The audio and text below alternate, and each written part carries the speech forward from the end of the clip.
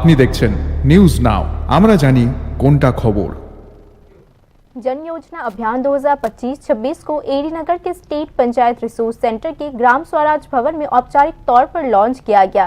इस कार्यक्रम में पंचायत विभाग के मंत्री किशोर बर्मन ने त्रिस्तरीय पंचायत के लिए अलग बजट तैयार करने की घोषणा भी की। पंचायत विभाग के मंत्री किशोर बर्मन ने सोमवार को एडी नगर में स्टेट पंचायत रिसोर्स सेंटर के ग्राम स्वराज भवन में जन योजना अभियान 2025-26 को आधिकारिक तौर पर लॉन्च किया। कार्यक्रम में बोलते हुए मंत्री किशोर बर्मन ने पंचायत मैनेजमेंट में ट्रांसपेरेंसी, डेमोक्रेटिक भागीदारी और डिसेंट्रलाइजेशन पर खास जोर दिया। आने वाले दिनों में राज्य में 3 टियर पंचायत सिस्टम में ग्राम पंचायत, ब्लॉक और जिला स्तर पर अलग अलग बजट तैयार किए जाएंगे। मंत्री किशोर बर्मन ने कहा कि इससे विकास योजना में लोगों की भागीदारी मजबूत होगी और संस्था जरूरत के आधार पर प्रोजेक्ट्स को लागू करने में आसानी होगी।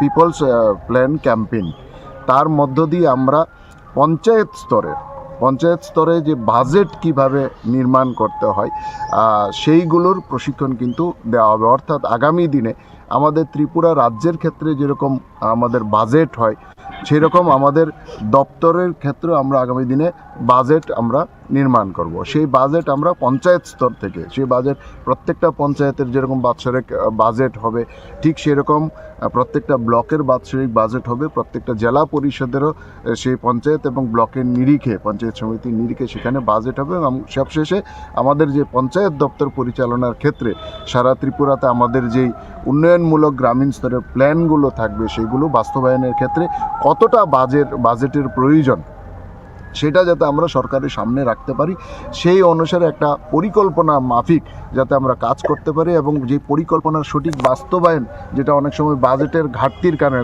পরিকল্পনা এবং বাজেট দুটোর মধ্যে অসামঞ্জস্য থাকার ফলে আমরা সেটার সঠিক বাস্তবায়ন এর আগে আমরা করতে পারতাম না। তো সেটার যাতে না থাকে তার জন্য আমরা প্রথম এই প্রক্রিয়া শুরু করছি। আজকে রাজ্যস্তরীয় একটা কর্মশালা। पिछली सरकार के दौरान ग्राम सभाओं को उचित महत्व नहीं दिया जाता था और पंचायती राज मैनेजमेंट में बड़े पैमाने पर पार्टीकरण होता था। पंचायत विभाग के मंत्री किशोर बर्मन ने कहा कि मौजूदा राज्य सरकार उस ट्रेंड से हटकर डेमोक्रेटिक और पार्टिसिपेटरी मैनेजमेंट पर जोर दे रही है।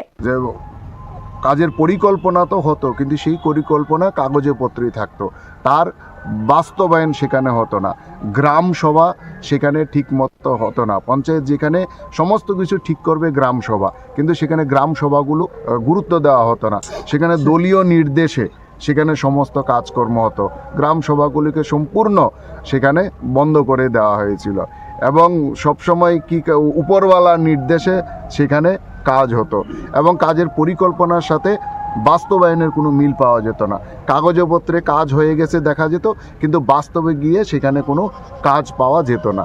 তো স্বাভাবিক কারণেই এই গ্যাপিংগুলো যাতে না থাকে, প্রকৃত অর্থে গ্রামের মানুষ যাতে, আমরা মনে করি যে পঞ্চায়েতটা হচ্ছে গ্রামের মানুষের সবচেয়ে কাছের বিধানসভা, যেখানে মানুষ তার সমস্যা, তার প্রয়োজন, তার চাহিদা যেখানে গিয়ে জাহির করে। তো সুতরাং সেখান থেকে যাতে সমস্ত পরিষেবা পায়, তো সেই কারণে আমরা পঞ্চায়েত যে ব্যবস্থাপনা বা পঞ্চায়েতি যে গণতন্ত্র, যেখানে মানুষ ডিসাইড করবে তারা কি কাজ করবে, তাদের কি কাজের প্রয়োজন এবং কিভাবে সেটা বাস্তবায়ন করবে সেটা মানুষ ঠিক করবে। অর্থাৎ মানুষের, জনগণের হাতে আমরা যে গণতন্ত্রের যে প্রকৃত ক্ষমতা সেটা আমরা পঞ্চায়েতের মাধ্যমে সরকারকে আমরা জনগণের কাছে নিয়ে যেতে চাই, জনগণ যাতে সরকারের কাছে না আসতে পারে।